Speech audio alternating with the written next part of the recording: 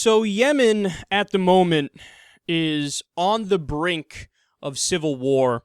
Huffington Post is reporting on the situation, and they say that Iran-backed rebels are consolidating power, and the UN is saying that the chaos is going to lead to al-qaeda expanding in the region. Now, they already have somewhat of a foothold in the region, but the argument is they'll get stronger when Shiites take over.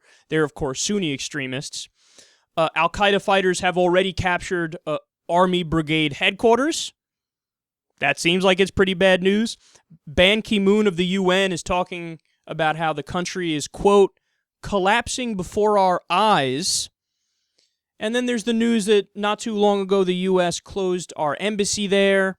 And then you have to have the discussion about our drone policy and how that has either contributed to the situation or made the situation better or worse, or what kind of effect has it had. And the world is in a panic right now, and the UN is in a panic, and it appears like if Yemen isn't already a failed state, they will eventually become a failed state.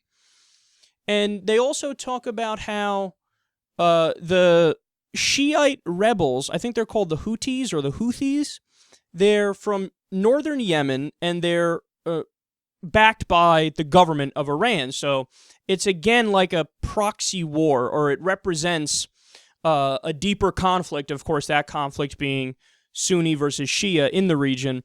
And ISIS is a perfect example of this as well. So you have ISIS and other Sunnis as well, al-Nusra, but they're also a jihadist group, but there were Sunnis in the FSA, the Free Syrian Army. They're fighting Assad, who's a Shiite and an Alawite. And then you also have the government of Iran and other, is it the Mahdi army or the Badr Brigade? One of them I think is Shiite, one may be Sunni too. But they're also jumping in and fighting ISIS. So you're seeing this snowball effect where the fighting is becoming more common and more widespread, and it's not in any one specific area. It's all over the Middle East now. And then, of course, the elephant in the room is, what are we going to do about it? Now, this is the question they're going to continue to ask, and I fear, again, that there's going to be more U.S. involvement. But what should we do about it? Here's my response. Absolutely nothing. You know, it hit me a while ago, but it was hammered home in my mind today as I was reading the articles on this. I mean, the thought that any state, any country, anywhere that's a third party that's not involved, the thought that they can stop the inevitable bloodbath that's going to happen between hardline Sunnis and hardline Shias in the Middle East, it's impossible.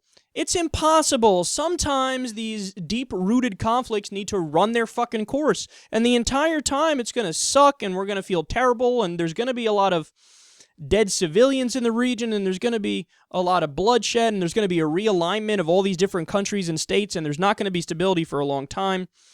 But how can anybody step in when two sides are essentially determined to fight and battle for power? How can anybody step in and say, you guys should go to your corner and or kiss and make up? We're America. We got this. It's not going to happen. I mean, we were trying to do that all along in Iraq. When we de-Baathified the government, we got rid of the Sunnis, we put the Shiites in power with Maliki, and then what happened? We just riled up the ethnic conflict, and it got worse. It got worse. And here's my main fear is this. I don't want to continue to be responsible because my tax dollars, I should say, go towards killing people in the region.